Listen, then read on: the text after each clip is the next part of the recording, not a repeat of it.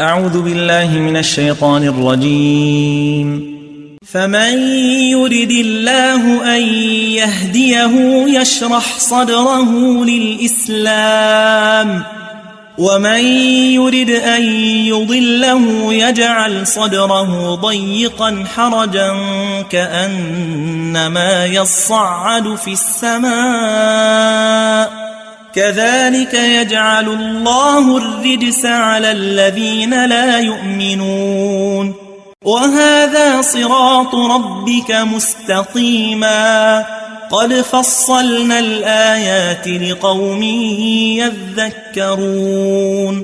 لهم دار السلام عند ربهم وهو وليهم بما كانوا يعملون.